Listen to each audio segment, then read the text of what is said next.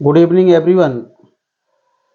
आज का हम वीडियो 10th क्लास के उन सभी परीक्षार्थियों के लिए बनाने के लिए जा रहे हैं जो कल यानी 7 मार्च को अपना पहला पेपर इंग्लिश सब्जेक्ट का देंगे।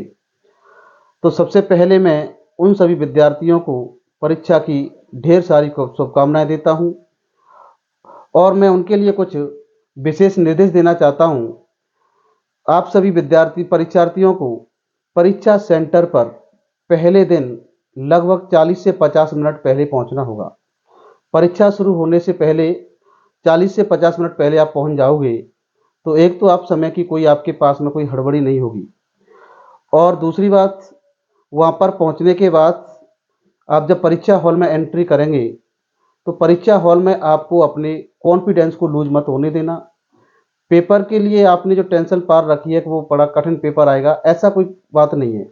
पेपर बिल्कुल सरल आएगा, इजी आएगा। सिर्फ आपको अपना कॉन्फिडेंस बनाए रखना है।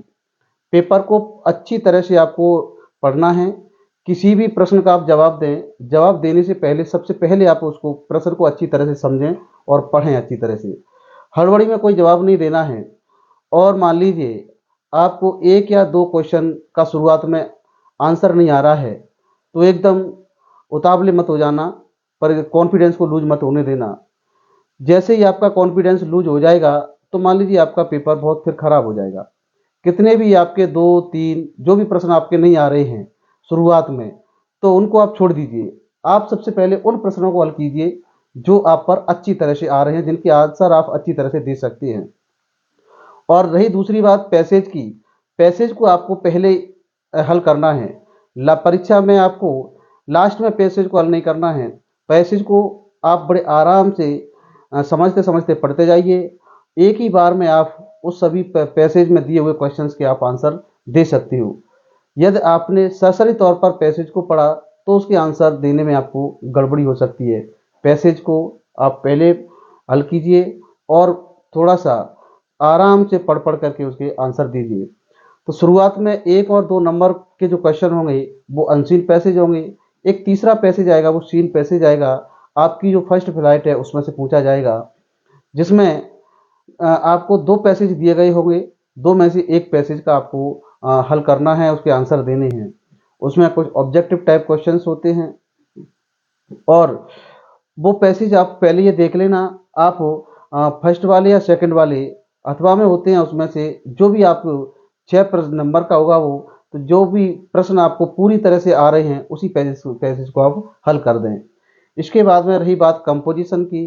कंपोजिशन, लेटर, एप्लीकेशन या कोई इसका ईमेल पूछ लेगा। इनमें से 2 पूछे जाएंगे, आपको एक का जवाब देना है। इसी तरह से 2 स्टोरीज आएंगी, उनमें से एक आपको आंसर में देनी है और 2 पैराग्राफ में से एक आपको पैराग्राफ का आंसर देना है। और पोएम की जो कुछ लाइनें आएंगी उन लाइनों में से 2 प्रश्न पूछे जाएंगे 2-2 नंबर के। वो आंसर बड़ी आसानी से उन्हीं लिखी हुई लाइनों में से आपको आराम से आसानी से मिल जाएंगे। और ग्रामर के जो क्वेश्चन हैं बड़े आसानी से धीरे धीरे समझ समझ करके, जैसे correct form of the verb हैं, 4 प्रश्न पूछे जाएंगे उसके। बड़े आसानी से उनकी एडवर्ब्स को आप पढ़ते हुए चलिए, ध्यान करते हुए आपको जवाब देना है। इसी तरह से सब्जेक्ट वर्ब एग्रीमेंट के 2 क्वेश्चन पूछे जाएंगे। इसमें आपको सब्जेक्ट के अनुसार जो वर्ब का प्रयोग करना है। और मैंने आपको एक लॉजिक जो बताया था कि जिस वर्ब के एंड में एस जुड़ा हुआ होता है उस वर्ब को सिंगुलर माना जाता है, वो वर्ब सिंगुलर होती है। तो वर्ब की आप पहचान इस तरह से कर सकते हैं, जिन वर्ब के अंत में एस होता है वो वर्ब सिंगुलर की होती है। और 2 क्वेश्चन आपके नरेशन के डायरेक्ट इनडायरेक्टली पूछे जाएंगे। बड़ी आसानी से आप धीरे धीरे समझते हुए उन्हें हल करें। और वॉइस के भी 2 क्वेश्चन होंगे और एक क्वेश्चन आएगा आपका टैग क्वेश्चन, एक होगा फ्रेमिंग क्वेश्चन, वो भी आप बड़ी आसानी से हल कर सकते हैं।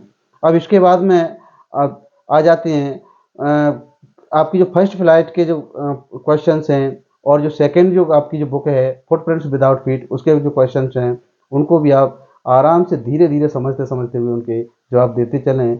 फुटप्रिंट्स विदाउट फीट में से आपके 3 क्वेश्चन ऑब्जेक्टिव टाइप होंगे, जो कि किसी भी जो 4 ऑप्शन में से एक ऑप्शन को आपको सिलेक्शन करना होगा। तो सबसे बड़ी बात यही रहेगी, आपको परीक्षा में अपना कॉन्फिडेंस लूज नहीं होने देना है। और अब परीक्षा में जब आपका कॉन्फिडेंस बरकरार बना रहेगा तो हर प्रश्न का जवाब आप बड़ी आसानी से हल करते हुए चले जाएंगे। तो एडवांस में ही आपको परीक्षा की बेस्ट ऑफ लक। धन्यवाद।